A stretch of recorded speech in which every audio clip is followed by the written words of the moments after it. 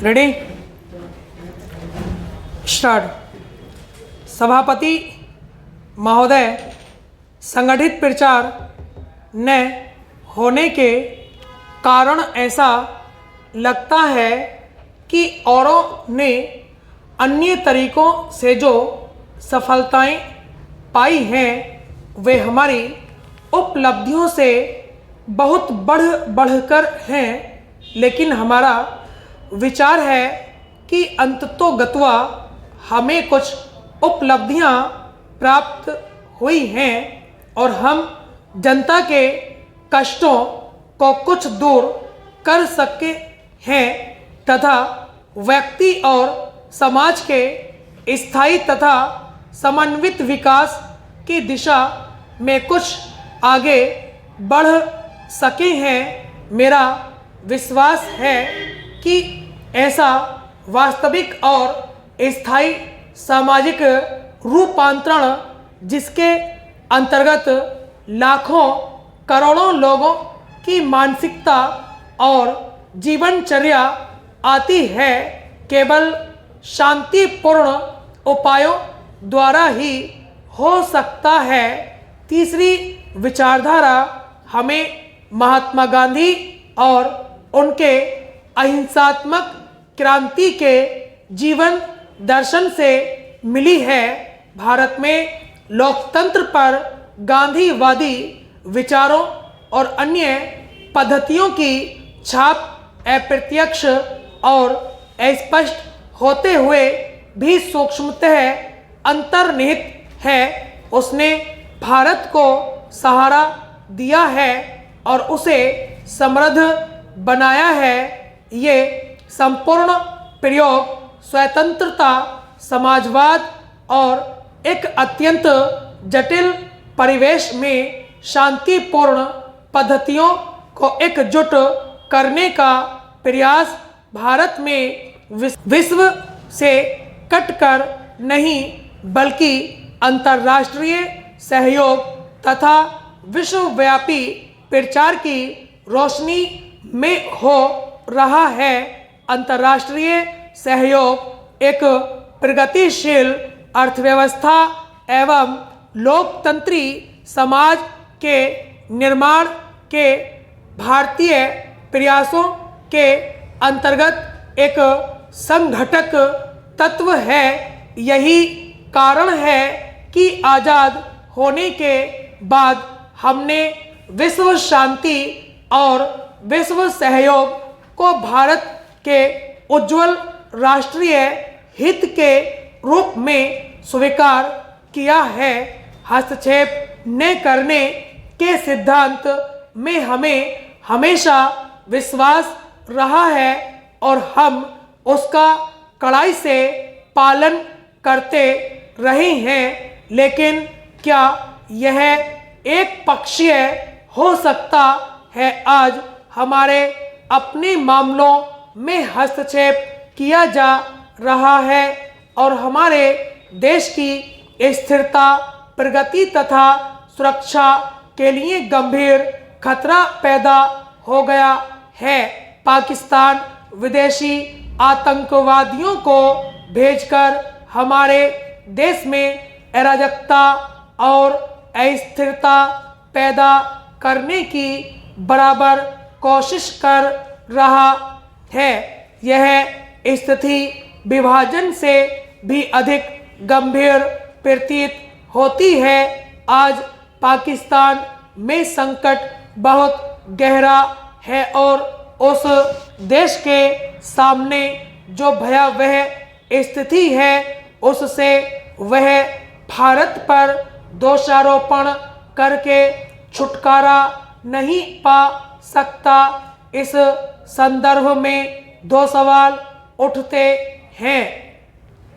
पहला तो यह कि क्या हमारे समय में केवल धर्म किसी राष्ट्रवादी देश के निर्माण का आधार हो सकता है, विशेषतः ऐसी हालत में जबकि सरकारी तंत्र राजनैतिक गतिविधियों के सामान्य नियमों तथा सांस्कृतिक आकांक्षाओं के प्रति सर्वथा उदासीन हो, और दूसरा यह कि क्या किसी की वफादारी पाने के लिए बंदूक की संगीन से काम लेने की जगह किसी अन्य कार्रवाई की जरूरत नहीं है।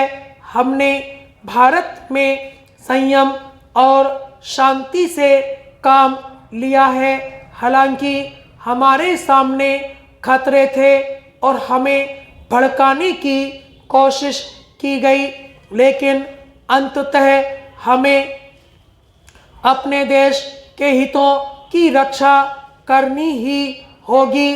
कोई भी देश और विशेषतः भारत जैसा विशाल एवं विविधतापूर्ण देश किसी ठप्पे द्वारा कभी भी वर्गीकृत नहीं किया जा सकता।